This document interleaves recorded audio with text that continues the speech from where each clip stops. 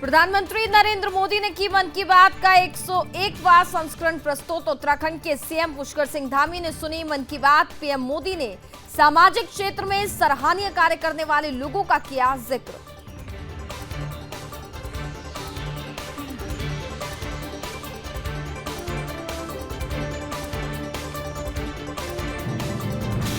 आगामी लोकसभा चुनाव से पहले हरिद्वार में बसपा को लगा बड़ा झटका। वरिष्ठ बसपा नेता अमित चौधरी खेड़ी ने पार्टी को अलविदा कह थामा बीजेपी का दामन। बीजेपी प्रदेश अध्यक्ष समेत तमाम दिग्गजों के साथ ग्रहण की बीजेपी की सदस्यता।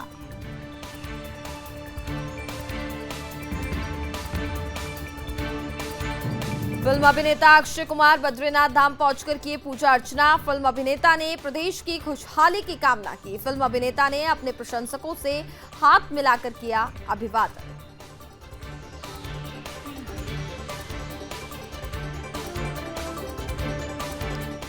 देवभूमि में अवैध अतिक्रमण पर सीएम धामी सख्त। अवैध अतिक्रमण पर कार्रवाई करते हुए प्रशासन ने किच्छा में सरकारी भूमि से हटाया अवैध अतिक्रमण।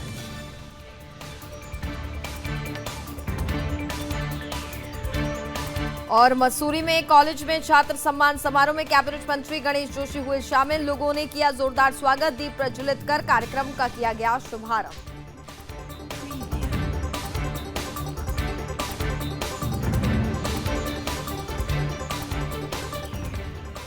आप देख रहे हैं सुदर्शन न्यूज। नमस्कार, मैं हूं आपके साथ कनिका अरोरा और आप देख रहे हैं सुदर्शन न्यूज। तो बुलेटिन में शुरुआत करेंगे उत्तराखंड की खबरों के साथ। प्रधानमंत्री नरेंद्र मोदी आज अपने मासिक रेडियो प्रोग्राम मन की बात के 101वें एपिसोड को संबोधित किए। प्रधानमंत्री मोदी ने कहा कि मन की बात की देश से एक सूत्र में बंधा है। एक भारत श्रेष्ठ भारत के लिए देश भर में कार्यक्रम हुए। मन की बात ने सबको साथ लाने का काम किया। वहीं प्रधानमंत्री नरेंद्र मोदी की मन की बात को उत्तराखंड के सीएम पुष्कर सिंह धामी ने नई दिल्ली स्थित उत्तराखंड सदन में प्रधानमंत्री नरेंद्र मोदी जी ने मन की बात का 101वां संस्करण सुना। मुख्यमंत्री ने कहा कि आज मन की बात कार्यक्रम में प्रधानमंत्री ने जल संरक्षण और संवर्धन की बात की। हमें जल संरक्षण की दिशा में निरंतर कार्य करना है और अमृत सरोवर के निर्माण के साथ ही जल स्रोतों के संरक्षण की दिशा में भी विशेष ध्यान देना है। वर्षा जल संचयन की दिशा में भी विशेष प्रयास करने होंगे। आगे सीएम धामी ने कहा कि प्रधानमंत्री के मन की बात कार्यक्रम की लोकप्रियता का अंदाजा इसी से लगाया जा सकता है कि आज इस कार्यक्रम से प्रेरणा लेकर देश भर में लोगों की तरफ से सामाजिक सरोकारों से संबंधित अनेक कार्य किए जा रहे हैं। और इस कार्यक्रम के माध्यम से प्रधानमंत्री जी ने सामाजिक क्षेत्र में सराहनीय कार्य करने वाले लोगों का भी जिक्र किया।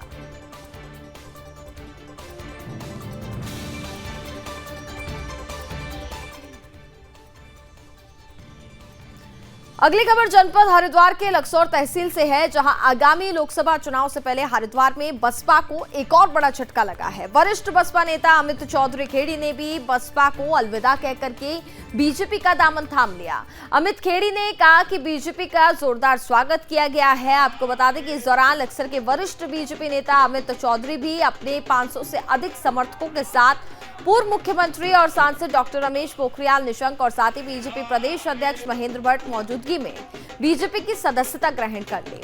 सांसद डॉक्टर निशंक और प्रदेश अध्यक्ष अजय भट्ट ने कहा कि बीजेपी ही एकमात्र पार्टी है जिसमें सबके हित सुरक्षित हैं। उन्होंने कहा कि अमित खेड़ी के पार्टी में शामिल होने से हरिद्वार में बीजेपी और अधिक मजबूत होगी। इस मौके पर अमित खेड़ी ने कहा कि पीएम मोदी और सीएम धामी की विकासों को लेकर की जो नीतियां हैं वो प्रभावित होकर के बीजेपी का दामन थामे हैं। अब पार्टी जो भी जिम्मेदारी उनको देगी, ये जिम्मेदारी वे बखूबी निभाएंगे।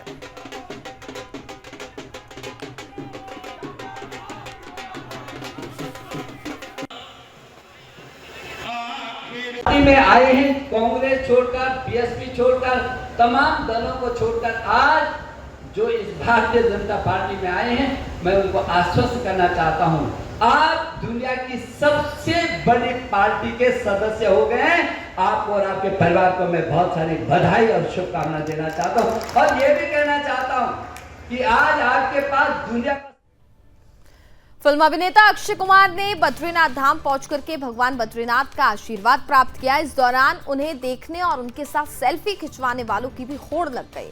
वहीं हेलीपैड पर विकास जुगरान ने अक्षय कुमार का स्वागत किया और इससे पहले रविवार को अभिनेता अक्षय कुमार अल्मोड़ा में स्थित भगवान शिव के प्रसिद्ध मंदिर जागेश्वर धाम भी पहुंचे और उन्होंने पूजा अर्चना की। आपको बता दें कि अभी कुछ दिन पहले ही अभिनेता अक्षय कुमार ने केदारनाथ धाम पहुंच करके गर्भगृह में पूजा अर्चना भी की थी। वो इन दिनों फिल्म की शूटिंग के लिए उत्तराखंड में है। आपको बता दें कि केदारनाथ मंदिर में दर्शनों को पैदल ही पहुंचे थे दर्शन करने के लिए और साथ ही अक्षय कुमार ने पिछले मंगलवार को केदार बाबा के दर्शन भी किए थे। मंदिर के पूजा के दौरान वे पूरी तरह केदार बाबा की भक्ति में लीन रहे। अक्षय कुमार को देखने के लिए भक्तों ने लाइन तोड़ करके मंदिर परिसर में पहुंच गए और फिल्म अभिनेता ने भी अपने प्रशंसकों से हाथ मिला करके उनका अभिवादन किया।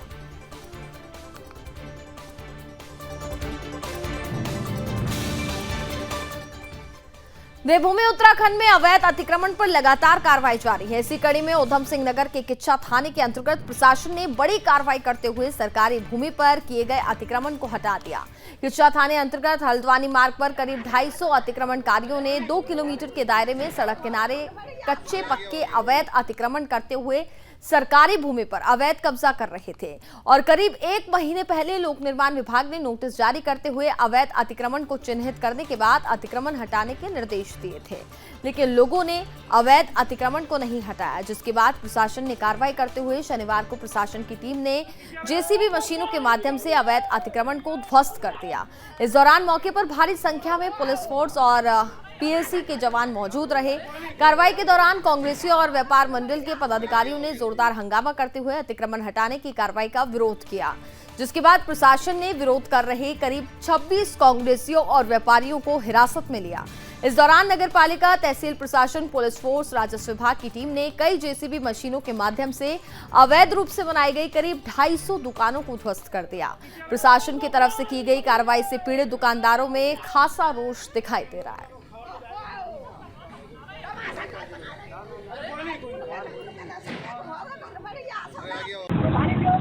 अतिक्रमण हटाने की कार्रवाई चल रही है। इन लोगों को पहले भी नोटिस दिया चुका है और इनको बता दिया गया था कि सरकारी भूमि से अपना सामान खुद ही हटा लें, वरना इनका सामान खुद हटाया जाएगा। अभी जो भी चिन्हित हुए हैं, जो भी चिन्हित किए गए हैं, अभी वो चल रहा है। उसके बाद फिर चिन्हित किया जाएगा, उनके खिलाफ कार्रवाई की जाएगी। आए थे कुछ विरोध करने के लिए भी आए थे। जो विरोध करने आए थे उनको गिरफ्तार करके भेजा गया है। लॉ एंड ऑर्डर के लिए कितना सुरक्षा बल? काफी संख्या में, भारी संख्या में पुलिस बल उपलब्ध है। कोई भी लॉ एंड ऑर्डर की परेशानी नहीं है, आराम से अतिक्रमण हटाया जा रहा है। किच्छा कोतवाली अंतर्गत हल्द्वानी मार्ग पर रेलवे स्टेशन से लेकर बेनी मजार तक प्रशासन द्वारा अतिक्रमण हटाने की कार्रवाई की जा रही है। इस दौरान भारी संख्या में पुलिस फोर्स मौजूद है। तहसील प्रशासन, पीडब्ल्यूडी विभाग के अधिकारियों की मौजूदगी में प्रशासन द्वारा अतिक्रमण हटाने की कार्रवाई की जा रही है। लगभग 1 महीना पूर्व पीडब्ल्यूडी के विभाग के अधिकारियों ने रेलवे स्टेशन से लेकर बेनी मजार तक 1.5 किलोमीटर के दायरे में लगभग 250 लोगों को चिन्हित किया था और आज जेसीबी मशीनों के माध्यम से उन सभी अतिक्रमण को ध्वस्त करने की कार्रवाई की जा रही है। पीड़ित परिवारों का कहना है और जो व्यापारी काम कर रहे थे उनका कहना है कि लगभग 30 से 35 साल तक वो लोग अपना छोटा छोटा कारोबार कर अपना जीवन यापन कर रहे थे, लेकिन प्रशासन द्वारा अचानक कार्रवाई किए जाने के कारण उनके सामने रोजी रोटी का संकट खड़ा हो गया है। उनका कहना यह है कि प्रशासन द्वारा कार्रवाई करने से पूर्व उन्हें विस्थापित करने की कार्रवाई की जानी चाहिए थी। इस दौरान कांग्रेस कार्यकर्ताओं और तमाम व्यापार मंडल के तमाम पदाधिकारियों ने विरोध प्रदर्शन किया। फिलहाल विरोध प्रदर्शन करने वाले लोगों को पुलिस प्रशासन ने हिरासत में ले लिया है और अतिक्रमण हटाने की कार्रवाई की जा रही है। अपने सहयोगी यशवंत के साथ सुदर्शन न्यूज, राजू सहगल, किच्छा। खबरों में आगे बढ़ेंगे। मसूरी एमपीजी कॉलेज का छात्र सम्मान समारोह पर कार्यक्रम का आयोजन किया गया। आपको बता दें कि कार्यक्रम में मुख्य अतिथि कैबिनेट मंत्री गणेश जोशी शामिल हुए, जहां कैबिनेट मंत्री का लोगों ने जोरदार स्वागत किया। इस दौरान कैबिनेट मंत्री गणेश जोशी ने दीप प्रज्वलित कर कार्यक्रम का शुभारंभ किया। इस मौके पर कलाकारों ने लोकगीतों और सांस्कृतिक कार्यक्रमों की प्रस्तुति भी दी, जिसने सभी मौजूद श्रोताओं के मन को मोह लिया। और वहीं लोकगीतों पर कैबिनेट मंत्री गणेश जोशी को भी थिरकने से रोक नहीं पाए। इस दौरान कैबिनेट मंत्री गणेश जोशी ने कॉलेज की विभिन्न समस्याओं के साथ एमपीजी कॉलेज के प्रांतीयकरण करने की मांग के साथ खेल मैदान निर्माण करने की भी मांग की गई।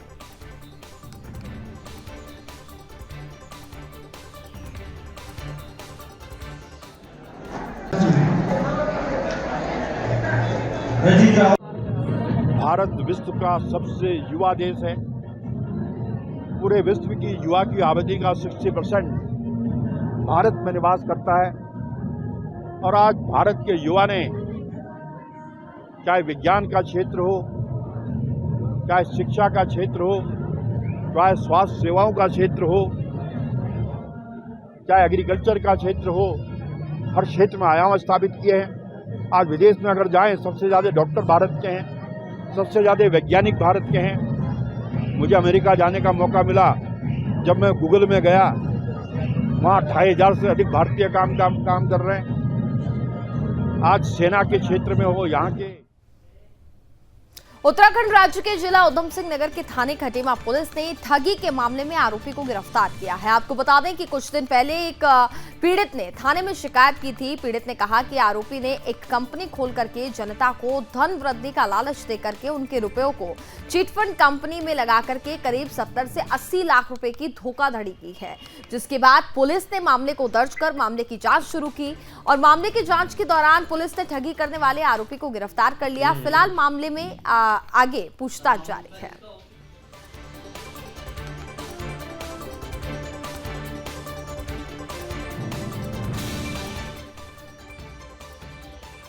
ये फरवरी 2022 में बांसी के रहने वाले हैं सत्यपाल सिंह।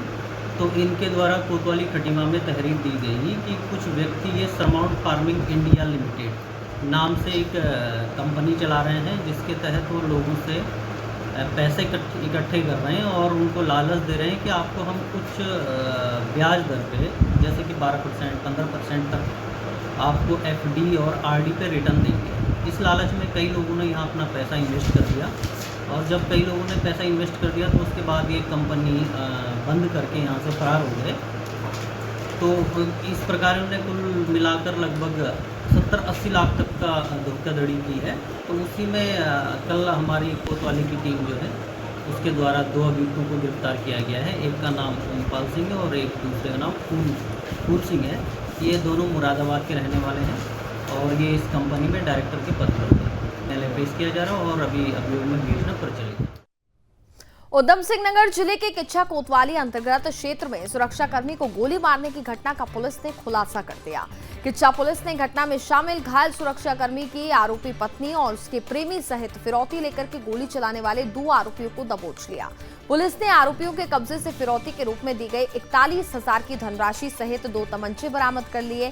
आपको बता दें कि 23 मई की रात बाइक सवार 2 बदमाशों ने थाने के अंतर्गत खुरपिया फार्म निवासी मौसमी लाल को गोली मारी थी और आपको बता दें कि मौके से वहां से फरार हो गए थे। सुरक्षाकर्मी का घायल अवस्था में अस्पताल में इलाज चल रहा है और आपको बता दें कि वहीं घायल सुरक्षाकर्मी के भाई ने अज्ञात हमलावरों के खिलाफ थाने में रिपोर्ट दर्ज कराई थी, जिसके बाद पुलिस ने मामले को दर्ज कर जांच शुरू की। जांच के दौरान पुलिस ने सुरक्षाकर्मियों की पत्नी सहित घटना में शामिल आरोपी को गिरफ्तार कर लिया। फिलहाल पुलिस आरोपियों से पूछताछ कर रही है।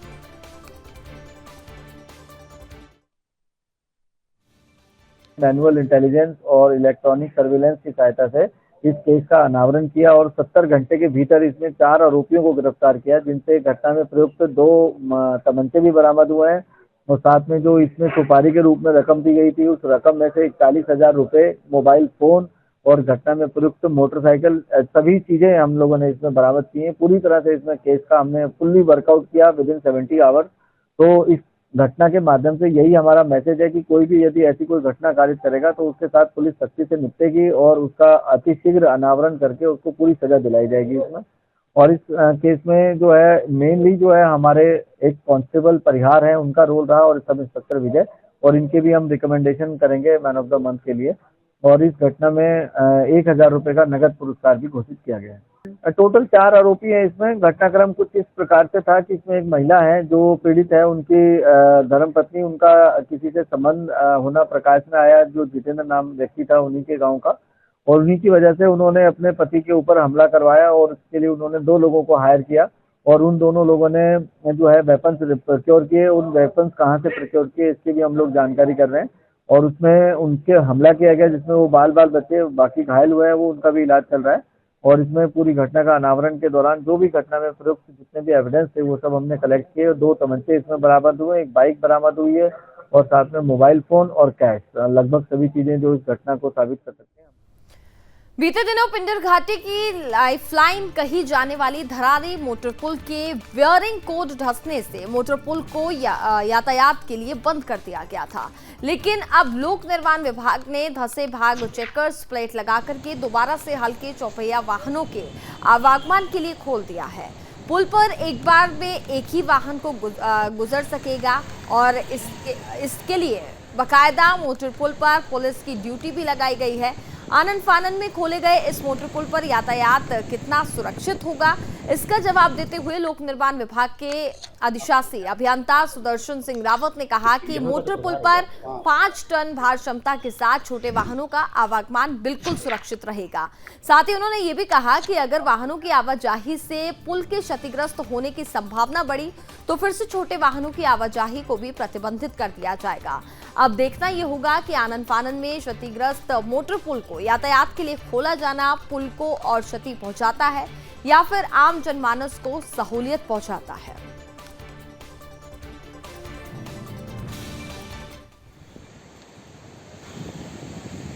तो क्षतिग्रस्त हुआ था, वेयरिंग कोड क्या वो आरसीसी ही जो है इसमें क्रैकपन हो गए हैं, तो सुरक्षा की दृष्टि से ये बंद कर दिया गया था।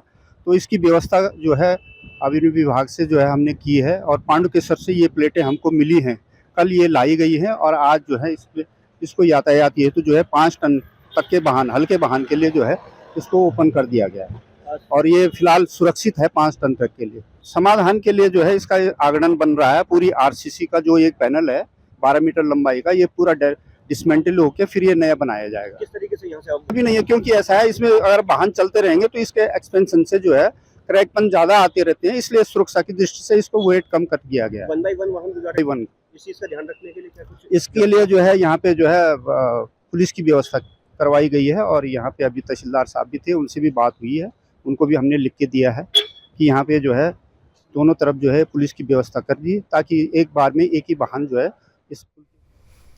खबरों में आगे बढ़ेंगे। उत्तराखंड के रामनगर के मोहल्ला मोती महल इलाके में नशे के बढ़ रहे अवैध कारोबार के खिलाफ महिलाओं ने मोर्चा खोलते हुए थाने पहुंचकर के जमकर हंगामा करने के साथ ही नशे का कारोबार करने वाले लोगों के खिलाफ पुलिस से कार्रवाई करने की मांग की है।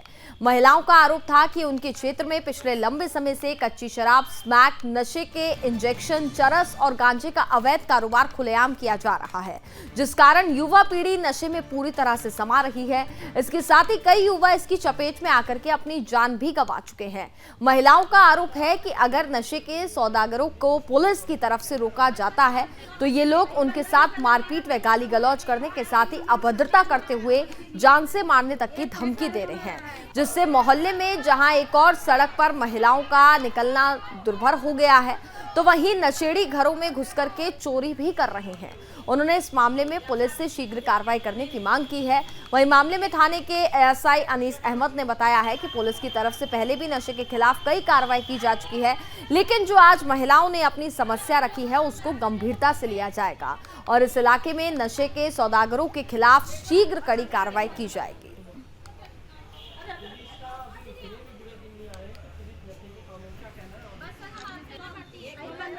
देखिए, बम्बागेर से कुछ महिलाएं ज्ञापन लेकर आई हैं। इनका कहना है कि मोहल्ले में नशे की प्रवृत्ति युवाओं में बहुत बढ़ रही है, तो इसका संज्ञान लिया गया है और इस संबंध में रामनगर पुलिस काफ़ी कार्रवाइयाँ कर भी रही है अपने स्तर से और जो कुछ गोपनीय नाम उन महिलाओं ने बताए हैं उनके खिलाफ भी पौड़ी में गोविंद वल्लभ पंत इंजीनियरिंग कॉलेज घुड़दौड़ी की असिस्टेंट प्रोफेसर मनीषा भट्ट के अलकनंदा नदी में छलांग लगा करके आत्महत्या करने के मामले में अब पौड़ी पुलिस ने जांच शुरू कर दी है। दरअसल मृतका मनीषा भट्ट के पति ने कॉलेज के निदेशक वाई सिंह और इलेक्ट्रॉनिक एंड कम्युनिकेशन इंजीनियरिंग विभाग के हेड ऑफ डिपार्टमेंट के खिलाफ AK गौतम के खिलाफ थाने में तहरीर देकर के मनीषा के उत्पीड़न का आरोप लगाया है। आरोप में मनीषा को मैटरनिटी लीव और साथ ही अन्य लीव देने पर उसे परेशान करने और प्रमोशन रोकने पर और आत्महत्या करने जैसा कदम उठाने के लिए परेशान करने के आरोप लगाए हैं। मनीषा के परिजन ने कॉलेज के विभागाध्यक्ष और साथ ही AK गौतम और निदेशक वाई सिंह पर ही उत्पीड़न करने के आरोप लगाए हैं। वहीं एसएसपी ने एक जांच टीम गठित कर पुलिस और फॉरेंसिक टीम को जांच में लगा दिया है, जिसके बाद फॉरेंसिक टीम और पुलिस टीम कॉलेज में पहुंच करके जांच में जुट चुकी है। फिलहाल मामले में आगे की जांच पड़ताल जारी है।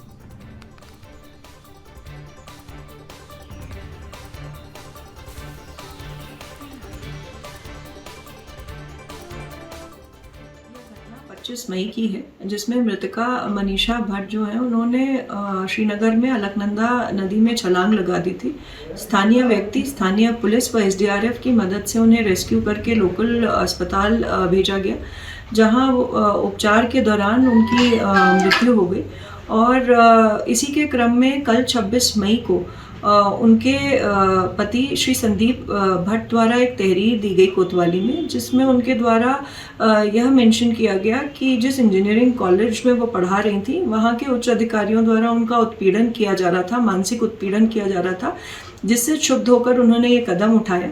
और इस तहरीर के क्रम में मुकदमा कोतवाली पौड़ी में पंजीकृत किया गया और मामले की संवेदनशीलता को देखते हुए क्षेत्राधिकारी स्तर के अधिकारी के नेतृत्व में एक टीम गठित की गई है और निर्देश दिए गए हैं कि जो भी फैक्ट्स और एविडेंसेस प्राप्त होंगे उसी के बेसिस में अग्रिम विवेचना की जाए। गुलदार के आतंक से ग्रामीणों में दहशत का माहौल बना हुआ है। वन विभाग की टीम 10 दिनों से गुलदार को पकड़ने के लिए पिंजरा और साथ ही शूटर जंगलों में रात दिन गश्त कर रही है, लेकिन 3-4 दिनों से आदमखोर गुलदार की कोई सूचना वन विभाग को नहीं मिल पा रही है। गमरी पट्टी निवासियों से वन विभाग ने अनुरोध किया है कि सभी लोग अपने दैनिक कार्य को पूर्ण कर समय से घर वापस जाएं। इसके साथ ही खास तौर पर घास लकड़ी लेने जाते समय झुंड बना करके जाएं। हालांकि वन विभाग ने एक गुलदार धनारी के धारकोट में तो दूसरा चानियाली के साथ के सौंधू में पिंजरा लगा करके पकड़ा है और इसके साथ ही वन विभाग ने बच्चों को साथ में नहीं ले जाने की भी अपील की है। हालांकि वन विभाग ने कई जगहों पर जहां पर गुलदार की गतिविधियां नजर आई, वहां पर पिंजरे लगातार रात में गश्त के लिए लगा दिए गए हैं। इसके साथ ही गुलदार को मारने के लिए विभाग की ओर से शूटर्स को एक सप्ताह में तैनात किया गया है।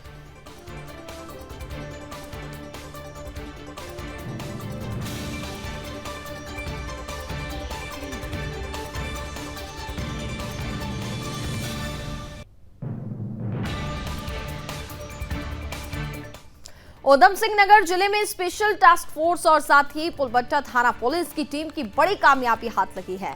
आपको बता दें कि संयुक्त कार्रवाई में पुलिस टीम ने मुठभेड़ के बाद यूपी के कुख्यात आर्म्स डीलर को गिरफ्तार कर लिया। उधम सिंह नगर जनपद के पुलबट्टा थाना क्षेत्र से मुठभेड़ के बाद पकड़े गए आर्म्स डीलर से भारी मात्रा में अवैध तमंचे और पिस्टल बरामद हुए हैं। मामले का खुलासा एसटीएफ के एसएसपी आयुष अग्रवाल ने करते हुए बताया कि एसटीएफ को सूचना मिली थी कि उधम सिंह नगर जनपद में उत्तर प्रदेश से असला तस्कर शस्त्रों की खेप पहुंचाने आ रहा है। सूचना के बाद पुलिस टीम ने जाल बिछा करके आरोपी की धरपकड़ के लिए दबिश दी, जिसमें आरोपी की टीम पर फायरिंग कर दी गई और साथ ही एसएसपी अग्रवाल ने बताया कि तस्कर की फायरिंग किए जाने के बाद पुलिस टीम ने जवाबी फायरिंग करने के बाद आरोपी को पकड़ लिया। फिलहाल मामले में आरोपी से पूछताछ जारी है।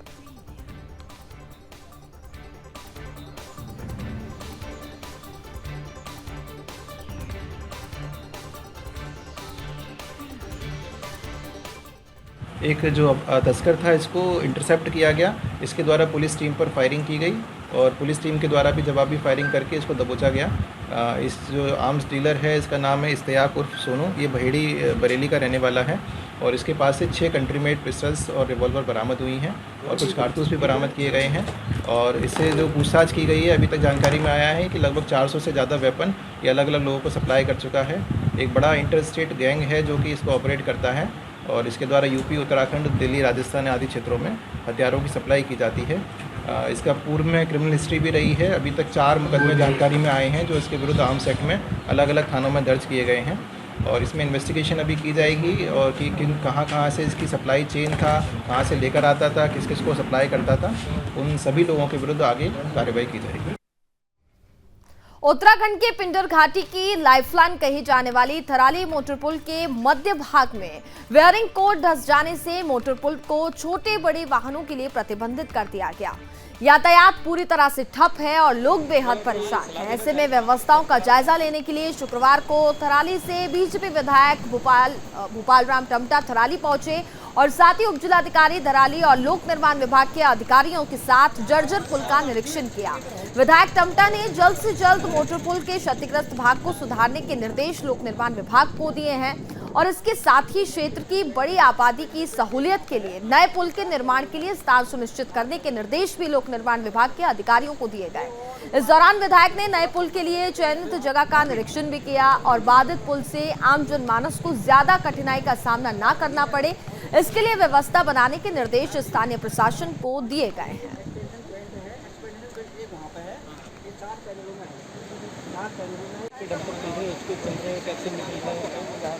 निश्चित रूप से थराली का जो ये मोटर पुल है बहुत महत्वपूर्ण है।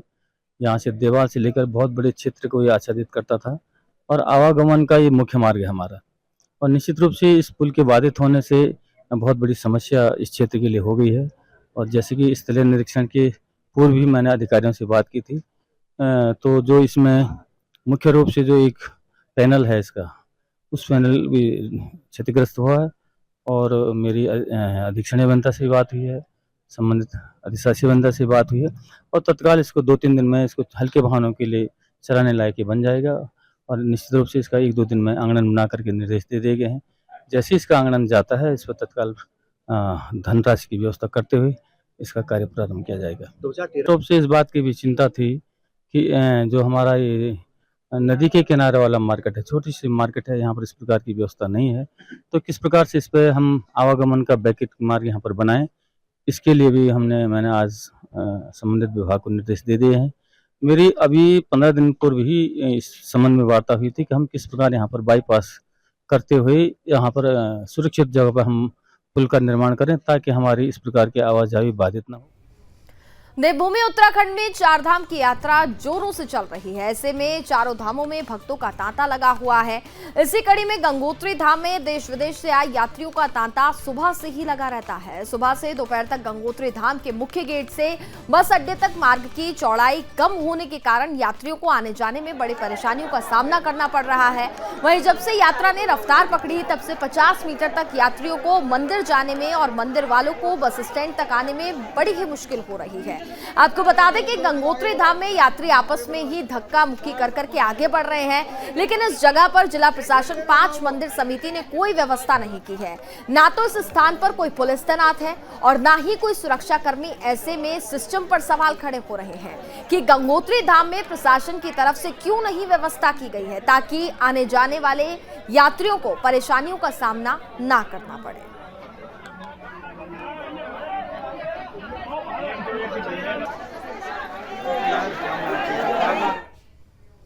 और इसी के साथ फिलहाल इस बुलेटिन में बस इतना ही। आप देखते रहिए सुदर्शन न्यूज। जय हिंद। आप देख रहे हैं सुदर्शन न्यूज।